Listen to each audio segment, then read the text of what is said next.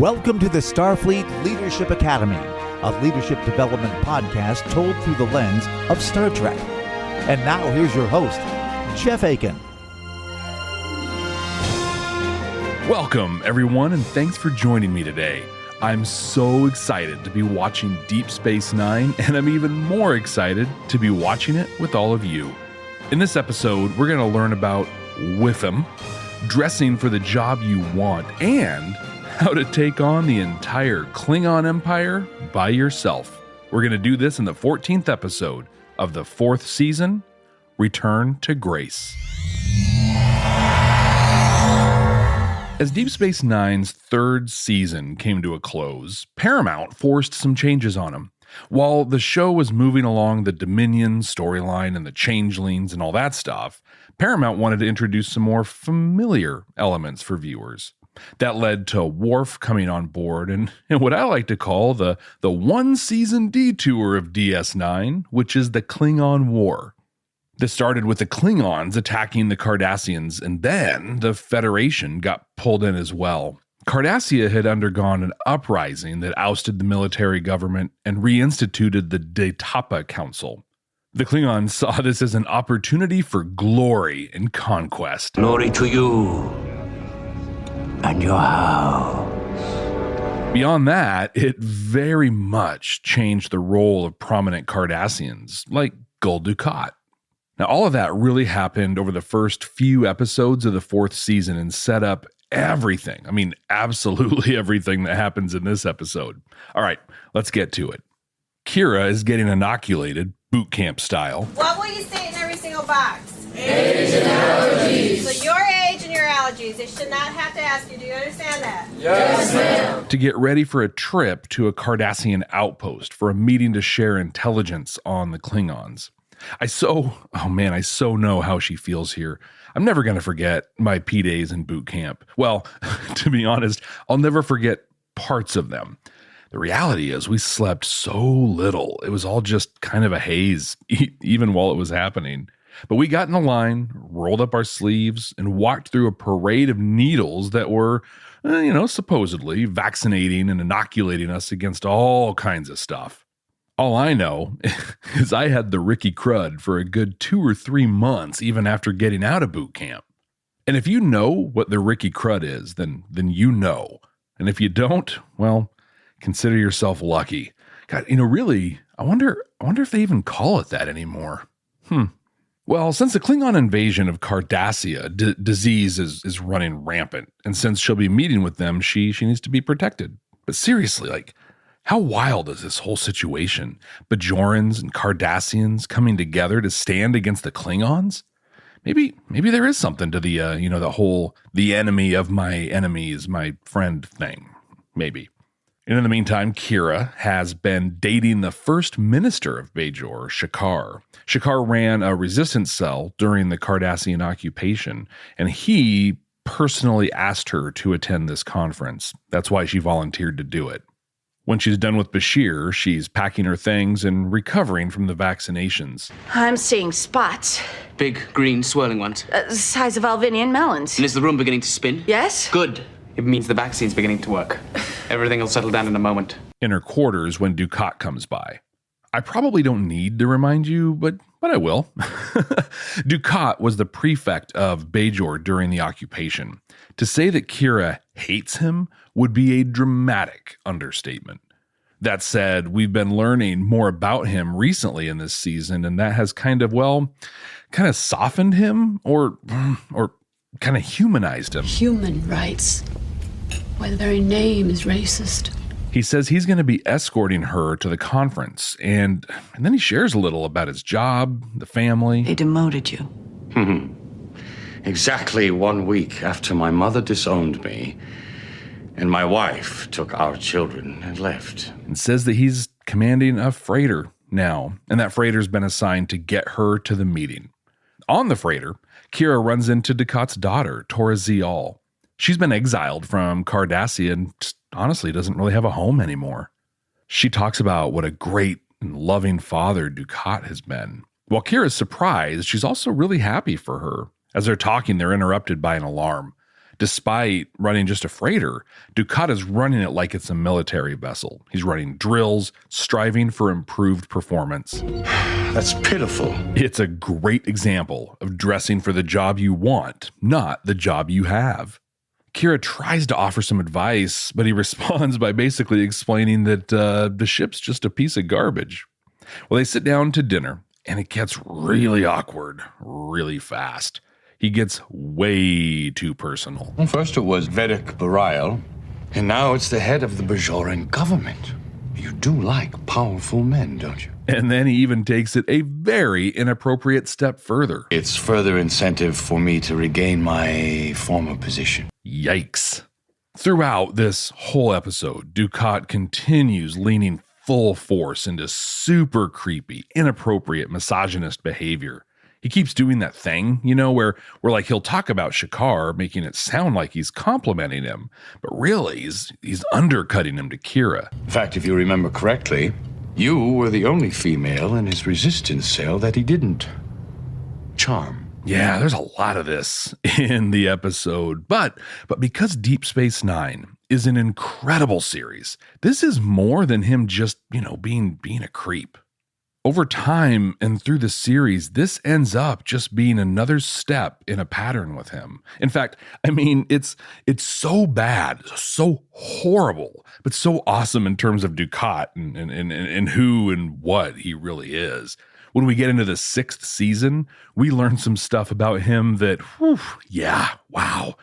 Not going to give any spoilers here on this one. I'll just leave it that this gross behavior totally has an even more disgusting payoff in later episodes, and honestly, I cannot wait to get there. Their dinner is interrupted by another alarm, but this time it's legit, and it's bad news. The outpost where the conference was taking place has been destroyed. There are no survivors. There's a single Klingon bird of prey just waiting there. Dukat, angry, fires on them. He wants revenge. The ship has its shields down, and Kira even offers some intelligence on the weak points of the ship, but despite all that, they do no damage, and the bird of prey just warps away. There's no honor in destroying a worthless freighter. Dukat hangs his head. He's personally just defeated. But Kira goes into full resistance fighter mode. She proposes alterations to the ship so they can put some of the planetary defense weapons from the outpost on board. You are going to have to stop thinking like a Cardassian military officer. They grab a disruptor from the outpost, repair it, and integrate it into the ship. Kira's out for vengeance, but she's gonna put it all on the line, right?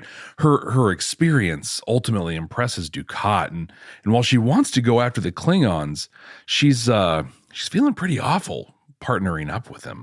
I have a lot to learn from you. Why is it when you smile, I want to leave the room? They're going after the Klingon ship, and they're getting ready for a rough engagement. Kira spends some time with Zial, teaching her how to use the phaser weapons. She's preparing her for the possibility that their ship might get boarded. They talk more about Dukat and their differing opinions on him. Honestly, it's pretty easy to sympathize with Kira here, but this whole thing just goes another step further in adding complexity to Dukat and, for lack of a better word, humanizing him.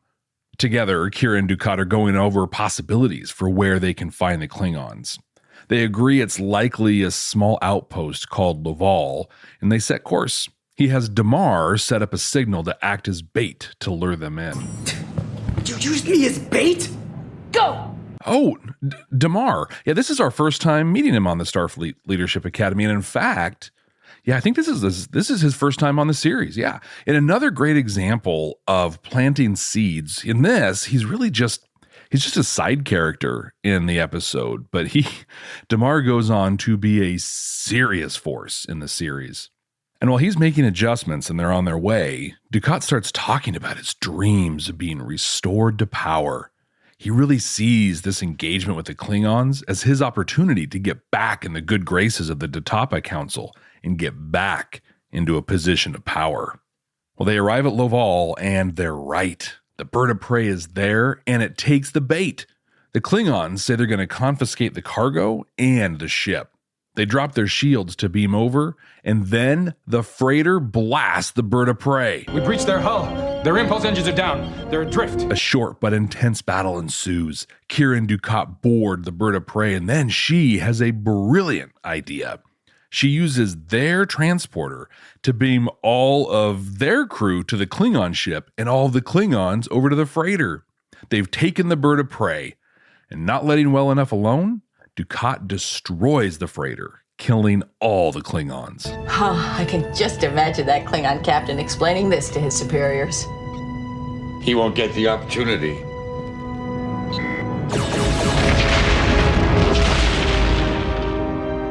Looking through the ship, Kira finds a treasure trove of Klingon intelligence. So Dukat goes to inform Cardassian Central Command. He is so full of himself. He's confident they're going to make him a legate again and he'll finally be restored. But that's not what happens. The Datapa Council has other plans.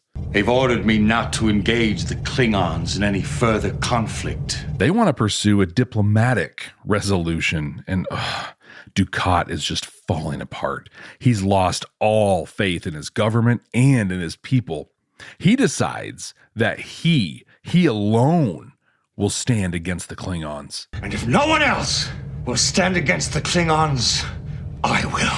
He goes on and tries to convince Kira to join him. You're nothing but a bureaucrat, an administrator. Oof, ouch. Yeah, thanks, Dukat. That hits pretty close to home.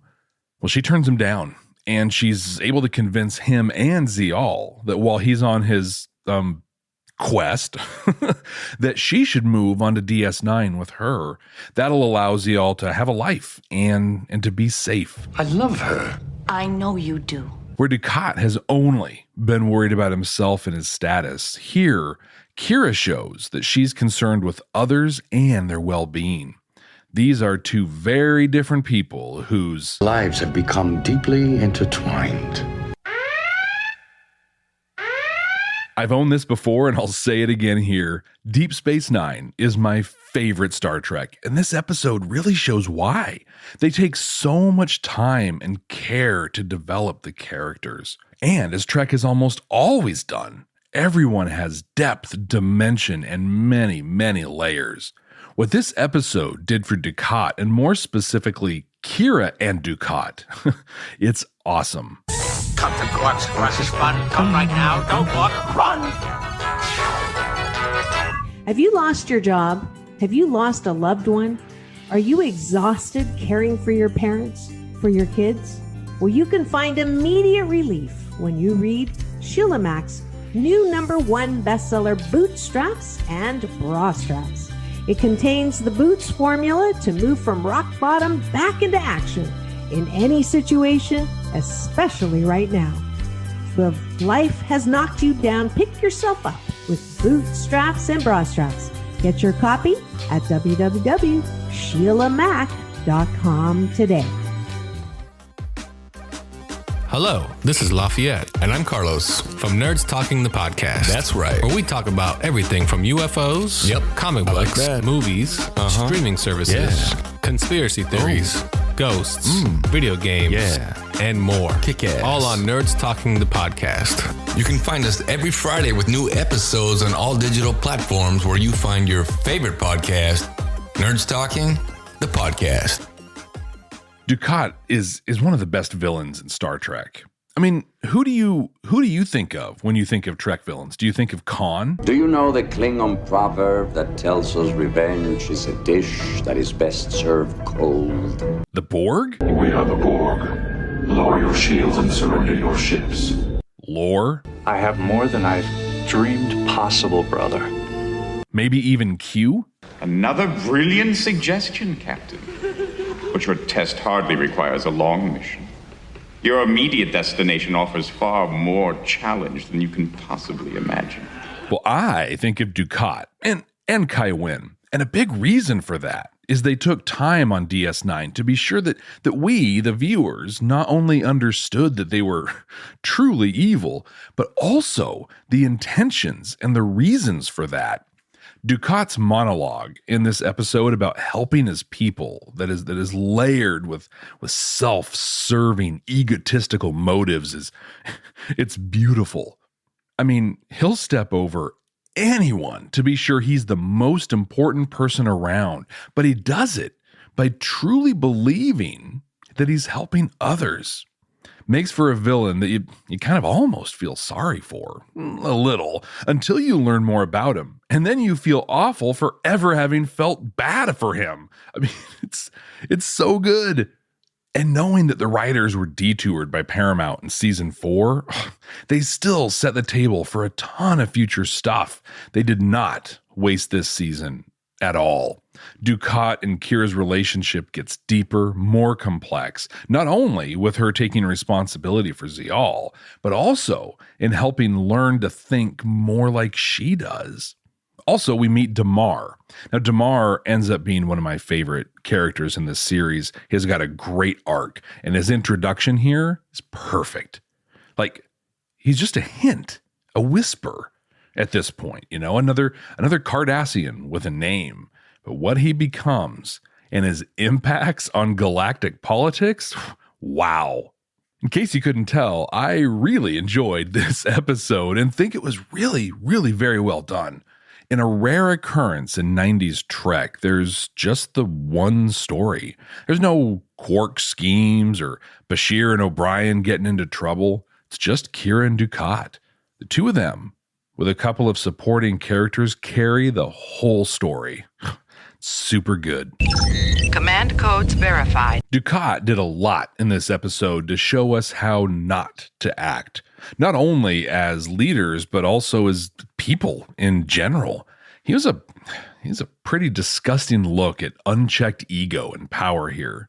But as we've done with Lorca, we'll learn from him through the absence of a few things, specifically his lack of interest in other people. He is 100% focused on himself and what his actions will mean for him.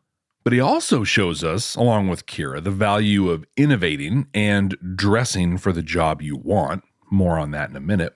And then Kira shows us how our experience, whether we're proud of it or not, makes us who we are, and that we aren't locked into one niche or our whole lives. The Starfleet Leadership Academy is supported by listeners just like you. Click the link in the show notes to support the ongoing production of this podcast. Let's start with Dukat's positive lesson here. He's commanding a freighter that attacks the Klingons and they don't even care. There are amoebas on fleas on rats. But he doesn't see it that way. I mean, as far as he's concerned, he's still commanding a Galore-class warship. You probably heard the adage, dress for the job you want, not the one you have before. I mean, if you haven't, you've heard it a couple times in this episode, but this is that saying in action. First off, this doesn't mean just to wear the clothes of the position or job, right? This is about carrying yourself like you have the job, communicating like you do. If you've ever heard or thought something like, wow, she sounds just like a CEO before, you know what I'm talking about. Here's the thing though, you don't have to be a CEO to sound like one. You just have to sound like one. And that's what Dukat does here. It would be so easy for him to just, lean in to running a freighter, just focus on schedules and streamlining his operating costs. But instead, he wants to be on top of the Cardassian military again. So he carries himself, treats his crew, and runs operations as if he were the gull of a Galore-class ship. And we see the benefits of this too.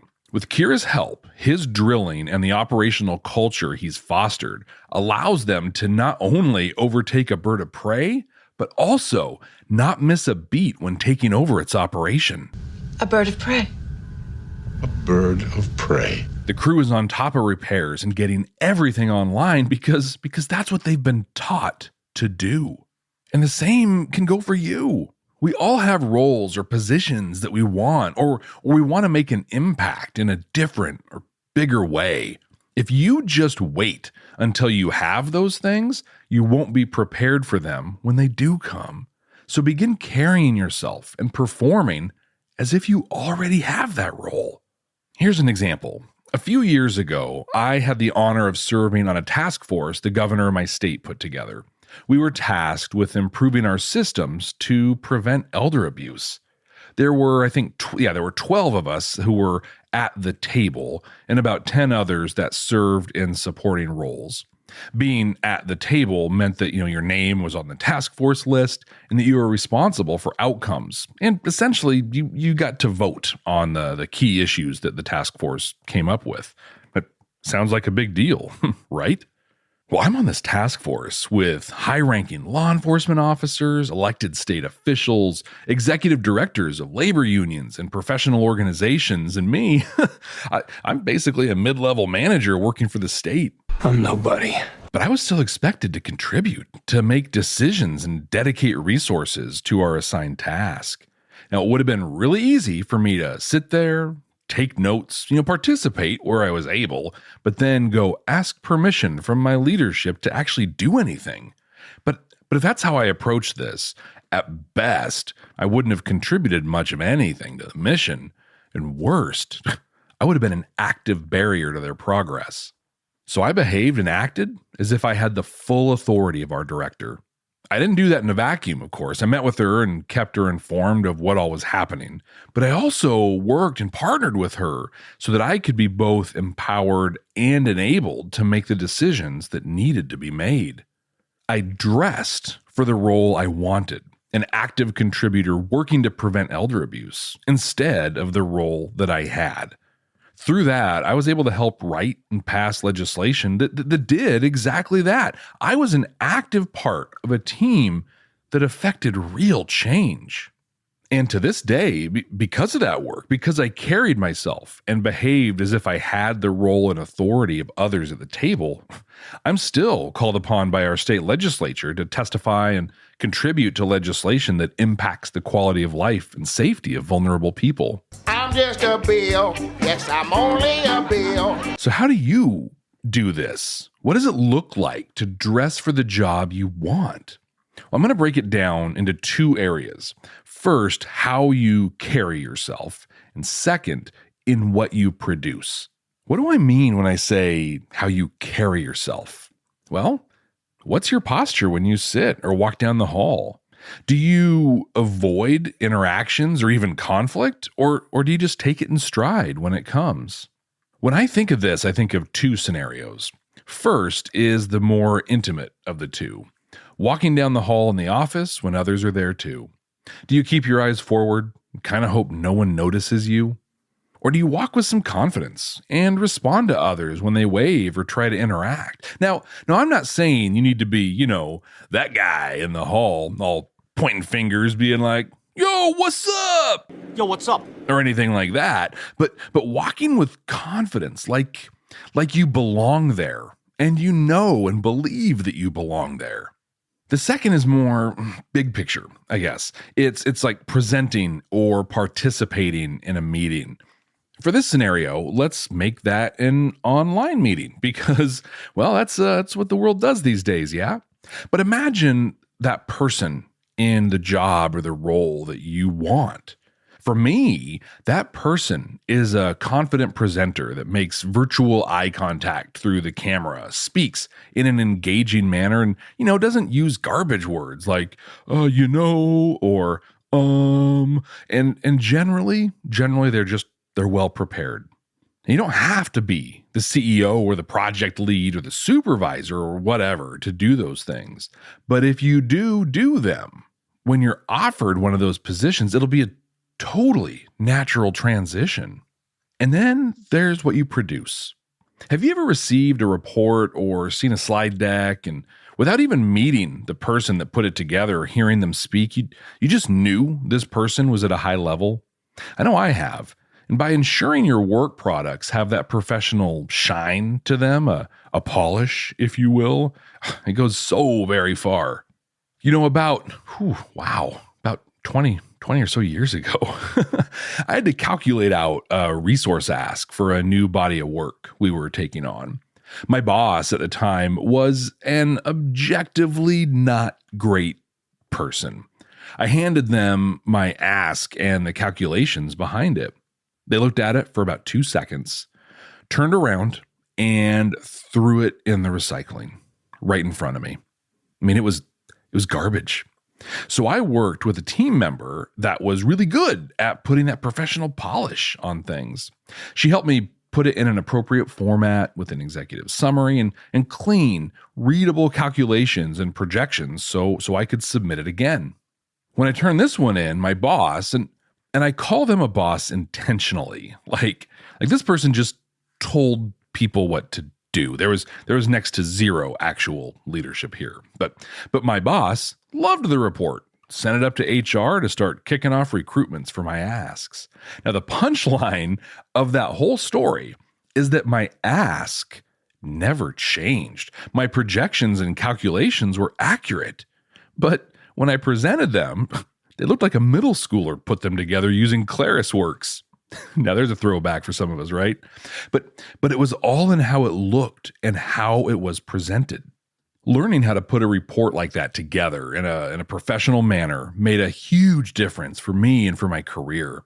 When people get reports from me, they think I'm some sort of professional. But because they think that, they take it more seriously. To put all of this just a little differently and wrap this piece up, don't ever wait to have a role to behave like you have that role. If you want to be a senior vice president, act like an SVP, even if you're still in your entry-level inside support role. Gandhi says, "Be the change you want to see in the world." It's a great quote, right? Well, Jeff Akin says, "Be the person you want to be in the world." And speaking of who you want to be in this world, Dukat wants to be a big deal. He wants to be some military celebrity that causes people to tremble in fear while he lives a violent and lavish lifestyle. When we rule the world, that'll be the day. In fact, he is so wrapped up and obsessed with what he's going to get out of defeating the Klingons, he can't get Kira to join up with him.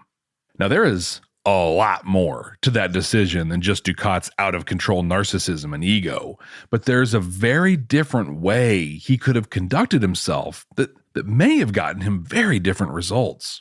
Human psychology is complex, and I am by no means an expert in it. I did take a Psychology 101 course when I was in high school and could access some classes at our community college, but that's about all I've got there. But there's a weird, counterintuitive truth that the people don't often talk about when it comes to motivation. You see, if your motivation is to serve yourself, just worrying about what you get, you might have some short-term success, but nobody will truly support you and you'll end up failing, and not in the good failing way we talked about in elementary, dear Data. But if your motivation is to serve others, you'll have longer term success, and ultimately you're going to actually get the things that you wanted. Let's take Dukat. He wants to be a legate again. In the Cardassian military, a legate is a very high-ranking flag officer, similar maybe to like an admiral or a general. Legates live lives of luxury and excess while executing brutal military campaigns. In this episode, all he is focused on is becoming legate and the lifestyle he'll lead. He's bragging. He's bragging loudly on the bridge in front of everybody. He even talks about it one-on-one with Kira. It's all he is focused on. And in the end, Kira turns him down, and so does the Detapa Council. Total failure is how he reads this, and it has completely alienated him against his government and his people. But if we pretend that he was focused on justice for the Cardassians that were killed by the Klingons, and he was focused on learning all he could from Kira, since she seemed super willing to share, we could have seen a very different outcome. Right? If he bragged about the skill of his crew and the innovations Kira brought when he was on the bridge in front of everybody, if he talked to Kira one-on-one about what she could get out of working with him, made it a WIFM. Have you heard that term before? WIFM, W-I-F-M. That's a what's in it for me. So if he made it a WIFM discussion with Kira being the me, and he was focused on bringing the Klingons to justice, I gotta believe she would have at least been tempted to join with him. What can I do for you? And if those were his motivations, he would have been willing to partner with the Dukat Council. And in most worlds, at least in my intergalactic experience, partnering up leads to more opportunities, which could have included a reinstatement of his legate rank. Yeah, that's all speculation, but if you play the game to its conclusion, what we saw in the episode ends up leading him to exile from Cardassia and alienation from his peers and colleagues, but shifting his focus to be about anything but himself, to be about justice, to be about Kira and his crew. That would put him on a path where he ends up achieving his goal. So I said this was counterintuitive, and I still believe that. It's not the way that you would think things logically work. If you want what you want, you focus on what you want. But in reality, if you want what you want, you need to focus on what other people want. In fact, a really great example of this is in our episode where we look at Deep Space Nine's In the Cards and Nog's incentive-based economics. But while this is counterintuitive, it is simply how it works. If he wants to be legate and focuses only on becoming a legate, he will most likely fail. But if he wants to be a legate and focuses on the people around him, his team, the overall mission, he might achieve his goal, but only as a side effect of his actual focus. Honestly, once you understand and embrace that fact, you'll find that success comes your way more easily. But it is the result, the side effect of your selfless focus. And finally, Kira comes to accept her new place in life. She was born into a guerrilla war, a resistance fighter from day one, or a terrorist, depending on your point of view. But now she's part of so much more and plays a pivotal role in the politics of her people, as well as in the growth, safety, and development of all of the people around her. There is a great and powerful lesson there. You see, we are not locked into who we are. To be grandiose, right? We are not locked into any single destiny. Our experience shapes us and turns us into new things over time, and thank goodness. I mean, if I still saw the world and played the role I did when I was 21, yikes. But there's more to this takeaway from Kira. She doesn't try to hide away or forget who she was either. She knows that she did things she's not proud of today. She knows the desperate situation and environment she grew up in, and she embraces it. Those experiences, good, bad, or indifferent, shaped her into who she is now. And she has unique and useful skills as a result. I mean, without her, that freighter would have been a joke to the Klingons. But her experience paved the path for her to use it to take the bird of prey over. It's pretty cool. So simply don't be ashamed or try to hide what brought you to where you are now. I have a cool story on this I'm going to share, but I'm going to change a lot about it. I'm going to go very, very general. The real specifics of this story belong to the person that lived this, and I'm not going to take any of that away from them. I'm going to stick to the high level stuff and keep that true. But let's say that the reality of what I'm going to share is, well, a lot more shocking and a lot more impressive than the version I'm going to share. But the takeaway is the same. So this person, let's call him Mary. Well, let's call him Mary Jane. But she worked from about the time she was 13 until just about 30 as a drug dealer. She started on street corners and high school hallways and progressed all the way to a pretty significant cog in an international distribution network for, well, mostly cocaine and marijuana. She was super good at what she did, and she made a lot of money doing it. That's right. Now, say my name. But in her mid-20s, Mary Jane had her first kid, and her world changed. She decided to give the life up. Now, I don't know if any of you ever worked for a drug lord that barely spoke English and only ever really did when they were furious about something, but this isn't the kind of job you just submit your resignation and quietly serve out your last 2 weeks. No, No, Mary Jane went through some stuff to walk away from that world. Stuff that now, well, over 10 years later, she's still having to deal with, but she did it. And now she works for a legitimate global distribution company and runs their entire shipping and receiving operation. Her experience in the past uniquely qualified her not only for this job, but specifically for the situation when the world's supply chains fell apart as we all responded to the pandemic. She was able to find unbelievable and truly innovative solutions that their competitors couldn't, and that gave them a tremendous advantage. And to this day, she openly credits her time working for that drug lord as the reason she was able to do this. Now, do not hear me say that you need to go sell drugs or anything like that.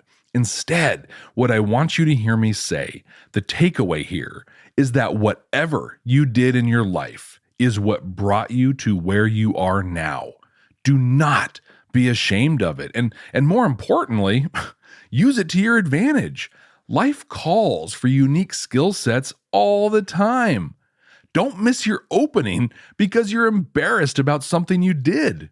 Kira doesn't do that. And well, things frankly turn out just fine for her.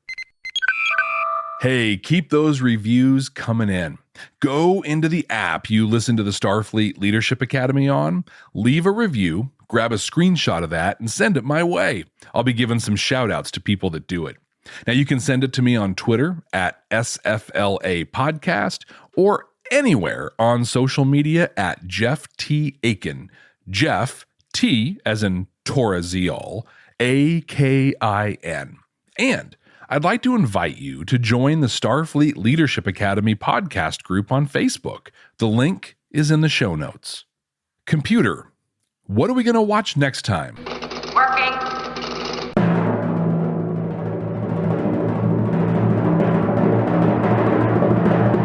Oh no. Okay. Well, wow. Yep. Well, it's a first season TNG episode. One that I knew would come up eventually, and well, here we are. Depending on how you count it, it's the third or the fourth episode. It's Code of Honor. You know what, though? I am always up to a challenge. And honestly, I couldn't ask for a better crew to head in there with than all of you. So here's the challenge I'm putting out there for myself, and I want all of you to hold me accountable to it. I will find valuable leadership lessons in what is widely considered to be one of, if not the, worst episode in all of Star Trek. So what do you think? Can I do it? Well, we'll find out on the next episode of the Starfleet Leadership Academy. So until then, ex Astra Scientia.